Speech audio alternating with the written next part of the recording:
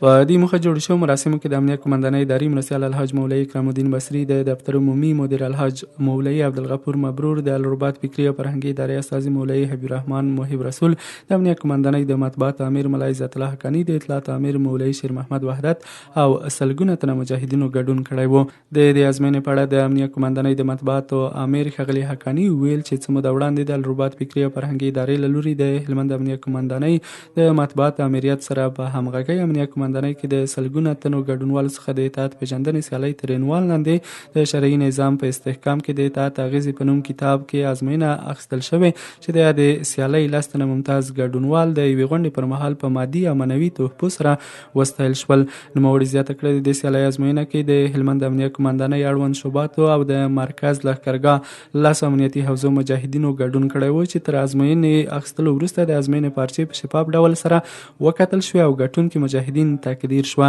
د الرباط فکري او فرهنګي ادارې استازي ښاغلي محب رسول ویل چې څه موده وړاندې د ځوان نسل د فکري روزنې په موخه د هلمند امنیه قمندانۍ کې د اطاعت پیژندنې تر عنوان لاندې یوه سیالي په لاره اچولې وه چې له دې سیالۍ څخه مو هدف د مجاهدینو فکري جوړښت او د مشرانو اطاعت کول دي. د ښاغلي محب رسول په وینا د فکري روزنې په موخه د الرباط فکري او فرهنګي ادارې غواړي چې راتلونکي کې د هلمندي ځوانانو لپاره داسې نورې سیالۍ هم په لاره واچوي. د اطلاعات امیر ښاغلي وحدت وویل دا ډول سیالۍ د مجاهدینو لپاره خورا اغیزمنې دي ځکه مجاهدین کولی شي چې د شرعي نظام په استحکام د اطاعت اغیزې په نوم کتاب سره ځانونه د اطاعت په مفهوم په بشپړ ډول پوه کړي ترڅو د اطاعت په رڼا کې خپلو جهادي چارو ته ادامه ورکړي. د ستاینې غونډې وروستۍ برخه کې 10 تنه بریالي مجاهدین په مادي او معنوي تحفو سره ونازول شول او غونډې په دعا سره پای ته ورسېده.